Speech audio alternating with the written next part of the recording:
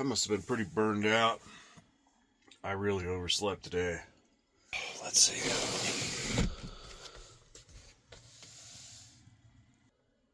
Yeah, it's strange out here in this high country. 1 minute it's freezing at night, and the next minute at 9 o'clock, we're already up to 79 degrees in here. Time to get some air flowing in here.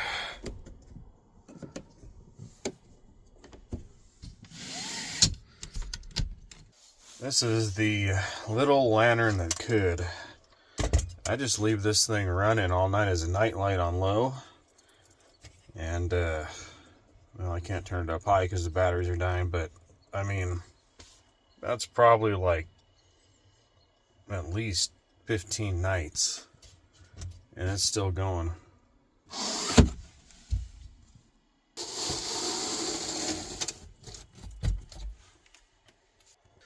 It is definitely coffee time.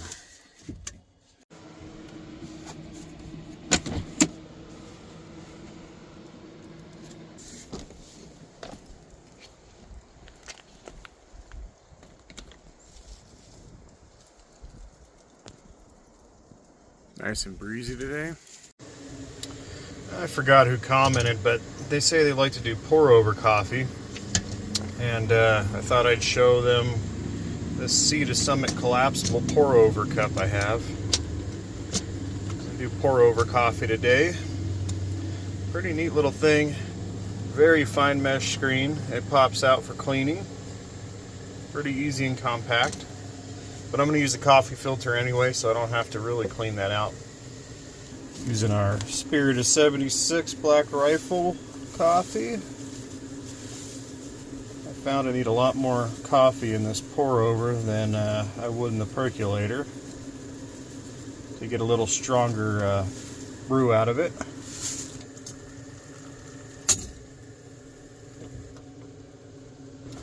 I think the trick to steeping coffee, I should say, is you just got to put a little bit of water in it first, and I think they call it letting it bloom, where you get that froth so it soaks into that bean. Give that a couple seconds here to sit. And once that goes down a little bit, you wet it down again and let it flour, or whatever it's called. If I'm doing that wrong, somebody let me know.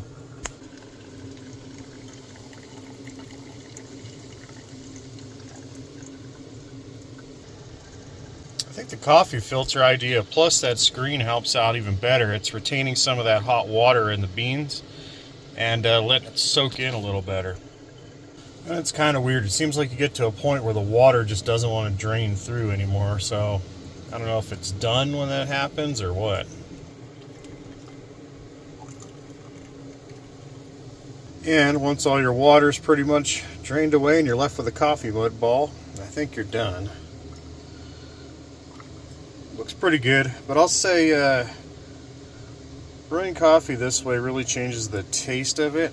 I think it tastes a little more bitter and acidic.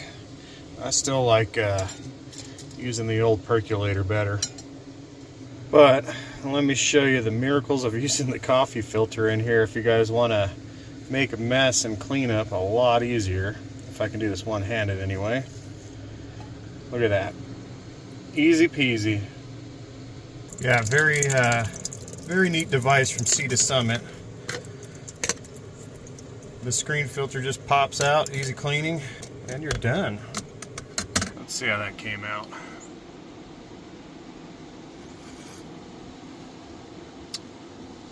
Yeah, a lot lighter than using the percolator. Different flavor entirely. That's good coffee. It's a little more acidic than it would have been using a percolator, but not bad. I think we'll go outside and lounge in the chair for a little bit in the shade. And let me show you how I get out of here. You always have to make sure your head's down. But it works out pretty good once you get used to it. I've whacked my head in there twice, and after that I learned.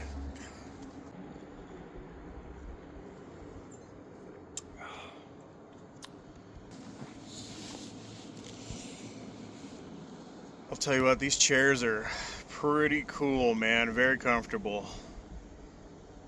I just picked up the new version of this Nemo Stargazer, and I've been testing it out for about a month. I want to make sure everything's good, and then I'll compare my old one to this new one. It is a little warm for up here today, so I think I'm going to enjoy my coffee, and instead of making breakfast, I'm going to head on into town and grab a burger at a pretty neat place if I can get in. I guess I've been a little burned out lately because I don't feel like doing a whole lot of anything right now but relaxing. But I was thinking it'd be better to go into town and pick up some lunch, because right after I have to start on dinner. There seems to be a few people that really want to see me cook a full meal in the kitchen in that tab. So I'm going to do it this one time and potentially risk my life by having food smells perforate the interior of my trailer, potentially inciting a Sasquatch attack. But that should be a pretty fun meal. That's gonna take at least 5 hours to make. It's gonna be a good one. Quick update, I literally just received an email from New Camp themselves on the correct type of bearing to order for this trailer. Thank you very much, New Camp, for actually getting back to me and doing it within a day. I highly appreciate that.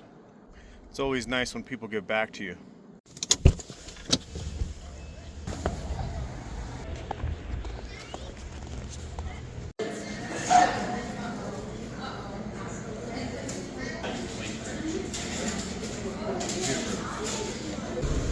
Now it's pretty neat. An Airstream Vacation Village. That is cool. You don't even have to buy a trailer. That Mob Burger, that's a pretty cool place. I like those kind of places. They got really good food there too. Now time to head back to camp. I have a pretty big dinner planned, and we've got to hurry up and get back. My little house on the hill.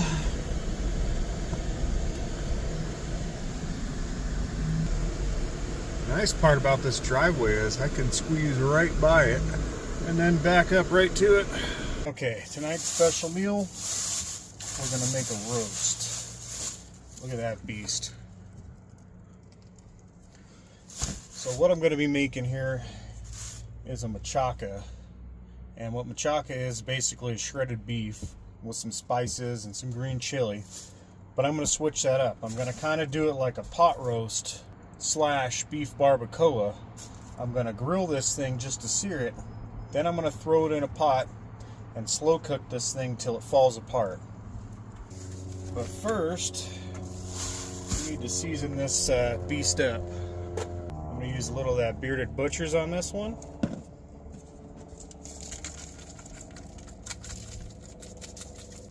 And I'm gonna mix in one of our local butcher shops carne asada seasoning.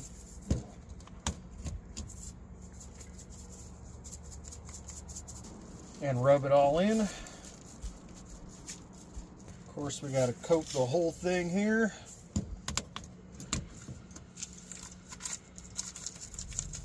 All the sides, edges. Now I'm going to let this thing sit, warm up to ambient air temperature before I grill it so the meat doesn't come out tough. Okay, now to do a little vegetable prep here.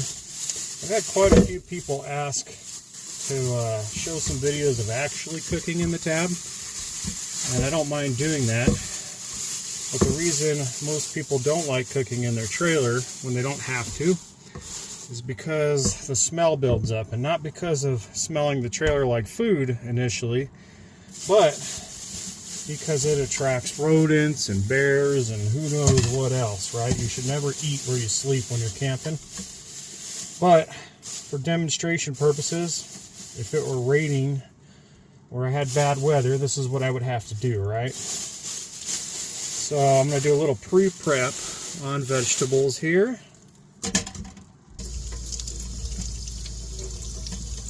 This is going to be kind of a Mexican American roast beef mashup going on here. Wash this carrot off. We gotta skin it. I don't have a carrot peeler, so I'm gonna have to improvise. I'm gonna use my more bushcraft knife or whatever it is here, and I'm just gonna skim like this. And another reason people probably don't want to cook in a small space like this is because you get splattered back like crazy. Alright, and then we'll do the next carrot. So to make life easier and keep mess to a minimal here, I'll take my fold up sink grate, move it back. I'm going to put a bag right here at the edge of my cutting board, and we're just going to take these scraps and shavings and throw them right in the bag. Simple as that. I really don't want to put it down in the tank. Now let's start cutting these carrots up here.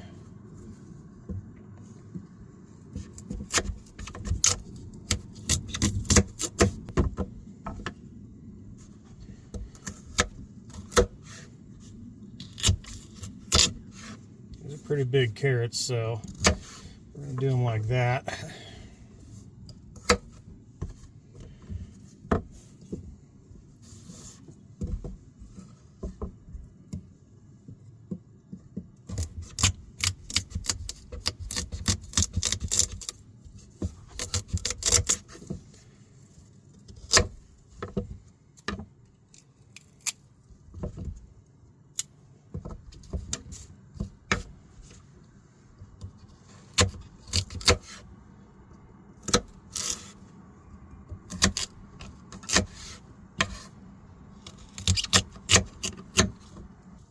And then I'll half them out into some more bite-sized pieces.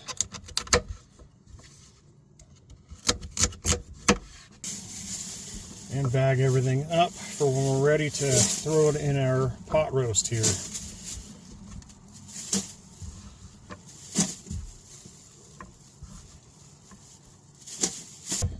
Next we're gonna half these or quarter these potatoes out.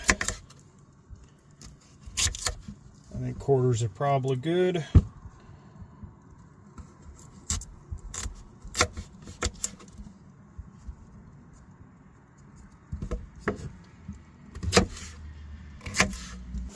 Now that we got all the potatoes cut up, I'm just going to throw them in here with the carrots. This meal is going to make a few meals, so I'll be taking a bunch home on this one. And I'm just going to set these aside. This is one vegetable I'm not going to cut inside because they stink, is an onion.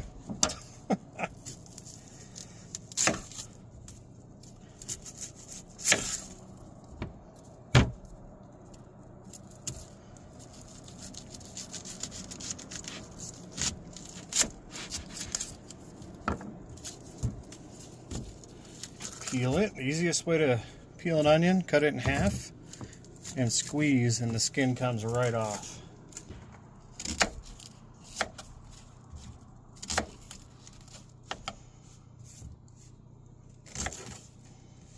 And these are going to get roasted here in a minute, along with some green chilies and some tomatoes.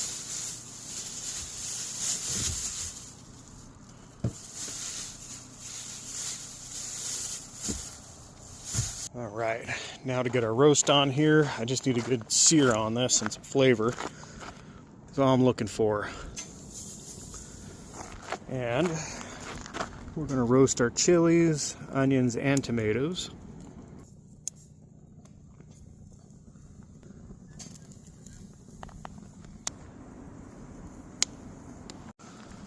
We're going to let that fat side of that roast there char up nice, burn it off. Chilies are about done, so are the onions and tomatoes. Alright, so time to pull our chilies off. And for those that don't know, there's a trick to getting the skin off of these. You put them inside a plastic bag. First, you want to make sure they're not hot enough to melt the bag, but close it up and that's going to steam that skin right off, and you can just peel it and chop it all up.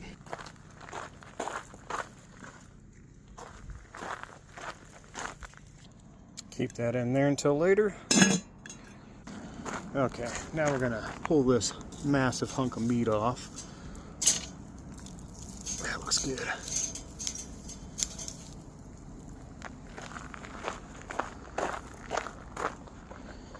And because I don't want to have to do a lot of fat cleanup later, I'm going to trim this fat cap off, or whatever it is there, and we're going to put it in this Lodge Dutch oven.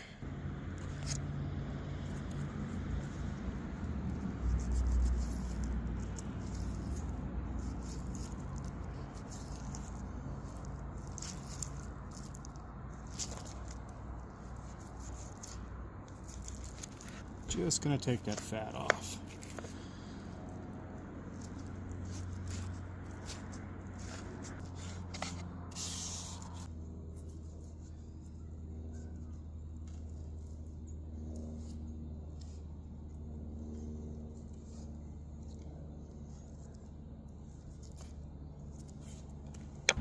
Now I'm going to chop these onions up pretty fine. I want these to almost dissolve in there.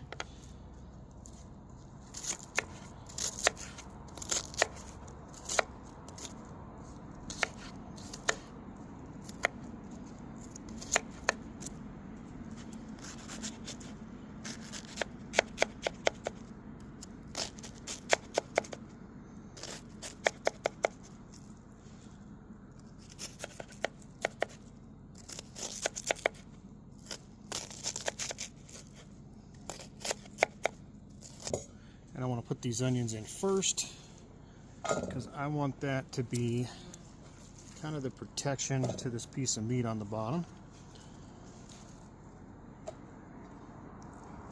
And I'm going to cut the stem off of our tomato.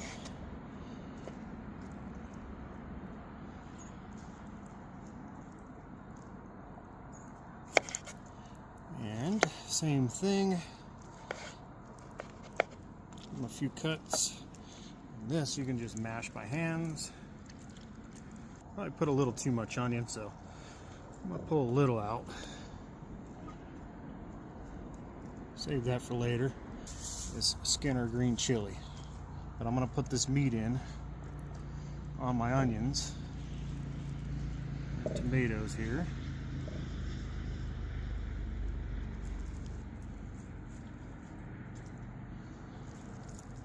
Now, see how that just comes off real easy? So if you're making a salsa or something, you can add a little of that in to get that char flavor, but it's kind of a tough texture. These are a Anaheim. So I don't want my meat real spicy, even though these aren't too bad. So I'm going to pull some seeds out, and we're going to cut these into little strips.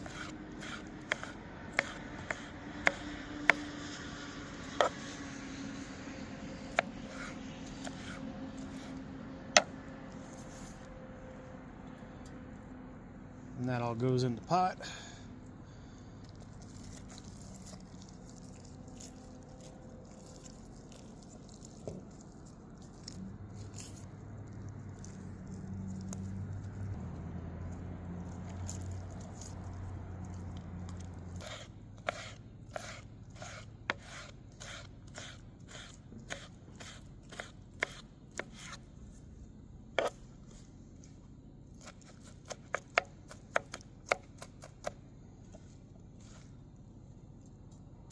Now we're going to add in our traditional pot roast vegetables.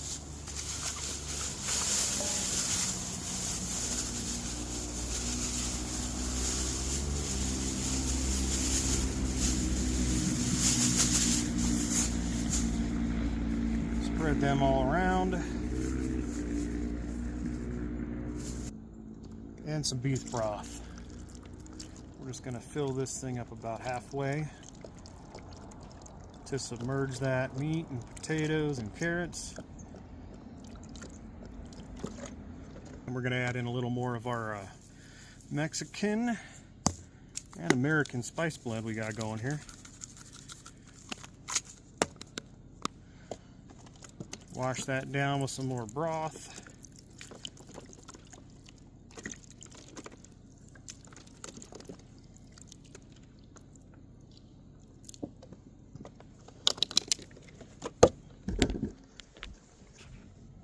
And we're ready to go. I think this is going to take probably at least 3 hours on low. And because everybody's been wanting to see it, we're going to cook this low and slow, and we're going to let this roast fall apart. Hopefully I can get it done in 3 hours in here without lighting anything on fire in the tab. But a couple weeks back when I made a video and I said, man, this thing simmers so low, you could probably cook a roast on it. Well, we're going to put that to the test today. And as always, make sure you got this thing cracked and vented. Your screens are up so you don't melt anything. And you got your fan on, extracting any kind of heat and smells. Alright, now we just got to wait and let her cook. And once again, for all the tab fans out there, I'm risking my life. I'm putting my life in danger by having food smell in my trailer in potential Sasquatch country. Okay, so what I'm actually doing here, for those that don't know, a machaca is kind of a shredded beef with probably onions and some green pepper, spices. Down south where I'm from, right next to the border, it's typically done with basically a roast beef. The real machaca is kind of like a carne seca. They dry the meat out real thin and pulverize it down into little fibers, and then they rehydrate it later and cook it up. So this is kind of a blender between maybe a beef barbacoa, machaca, and a pot roast all at once. So we'll see how this comes out. All right, we are an hour and a half in. Let's take a look. Oh, that's going to be awesome. Man, I told you this thing could simmer low enough to cook a roast. I don't really recommend it though because of the longevity of all the smells in here. And then you are getting a good amount of heat coming up off of this Dutch oven. So not something I recommend doing, but we're just doing this as an experiment to see if we can. Doesn't mean you should. But I'm going to give this maybe another hour and a half, 2 hours. Hopefully before it's dark out I can get this done. I'm hoping it just falls apart. Let's see how this Space Buds is.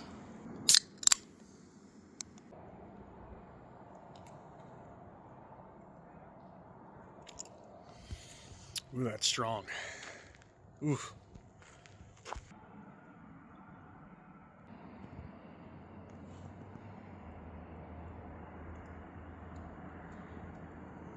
Pretty nice evening now that the sun set. It really dropped temperature, probably at least 10 degrees.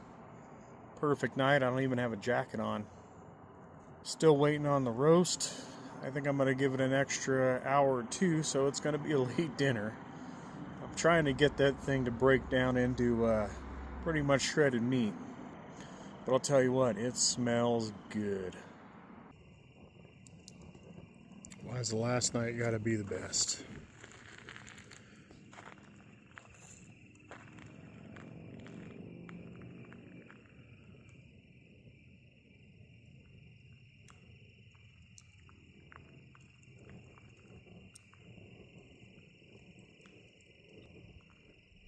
Man, the crickets sound good up here tonight.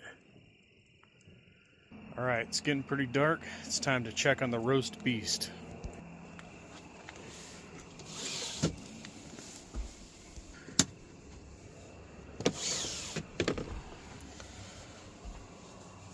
It's been about 5 hours. I went a little over, and I think we just started falling apart. Oh yeah, look at that. Perfect. I think it's time to pull it off and let her cool. But there's your flame for you. Super low and slow. I told you you could get it done. I don't recommend it because you could light something on fire in here, and when you're chopping stuff, It sprays things all over, it makes a mess. But you can do it, right? You just have to be very careful. Keep an eye on everything. Don't leave your trailer, obviously. Make sure there's nothing around here to catch on fire. But man, that looks amazing. That's going to make some excellent burritos. Now I'm going to set her outside, let her cool down, and we'll make some burritos in a little bit here. Now to warm up some tortillas here, I'm going to do them in foil right in the fire.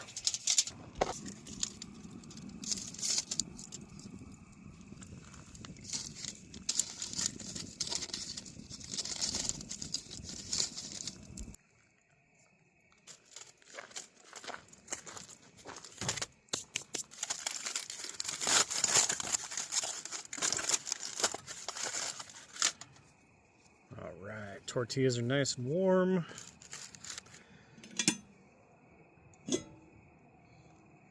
Oh, that looks good. Look at that. And that's what you would call kind of a machaca when it breaks down just like that. Just going to load this up into a burrito. I'm even going to throw in some potatoes and carrots. Kind of weird and not the correct way to eat a burrito. Now we're going to roll that up.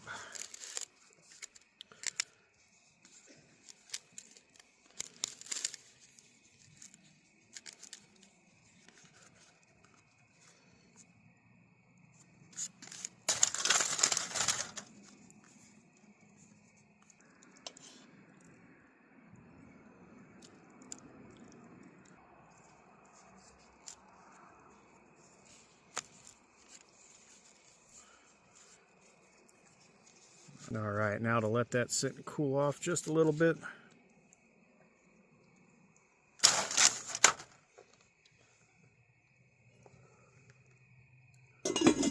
Let's see how that came out. That is like the perfect blend of a traditional pot roast and a machaca and a barbacoa mixed together. It's so good. Now time to do some camp dishes. Well, that was an excellent camp meal. That came out absolutely perfect. Now I'm going to have me a little after dinner dessert, and I'm going to call it a night. I'll probably get up and cook breakfast before I break camp, so I'll see you in the morning. You know who remembers? Pepperidge Farm remembers.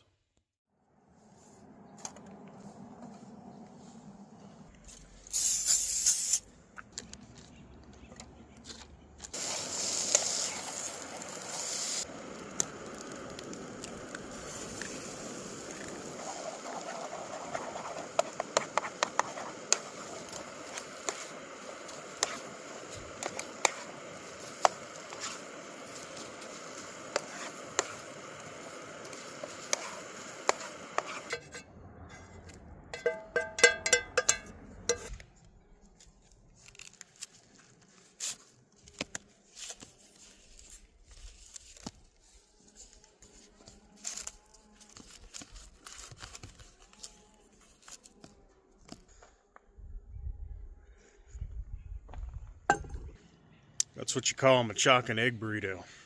That came out pretty darn good. You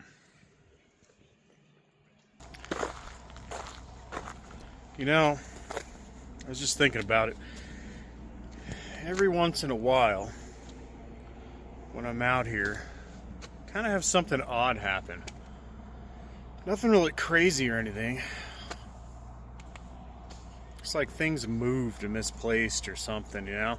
I'm usually a pretty big stickler on keeping a clean campsite. I've had enough animals come through in the early days of camping and tearing up my trash. I'm pretty good about picking up after myself. So I don't know if you noticed earlier, there was a can laying outside, sitting out here. I had packed up my trash last night, took it to the trash can before I went to bed, so I didn't bring in any rodents or animals. And I definitely don't drink enough when I'm by myself to start getting careless and leaving my trash and beer cans all over. I was thinking maybe it got windy last night and something. I was thinking when I got up it was a little windy, maybe somebody's trash blew up into my campsite. But very odd.